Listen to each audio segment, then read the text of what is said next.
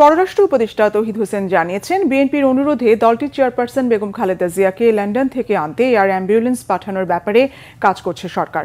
মঙ্গলবার পররাষ্ট্র মন্ত্রণালয় থেকে বের হওয়ার পথে সাংবাদিকদের প্রশ্নের জবাবে এই তথ্য জানান তিনি। তবে বেগম জিয়া কবে ফিরবেন সে বিষয়ে এখনও নিশ্চিত হওয়া যায়নি।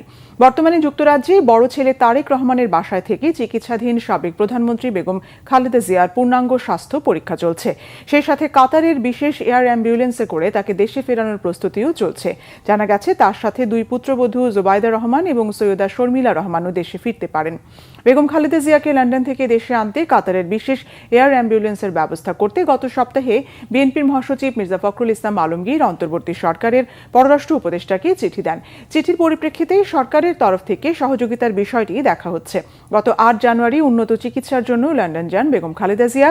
টানা ১৭ দিন হাসপাতালে থাকার পর লন্ডন ক্লিনিক থেকে গত ২৫ জানুয়ারি বেগম জিয়াকে তারেক রহমানের বাসায় নিয়ে যাওয়া হয়।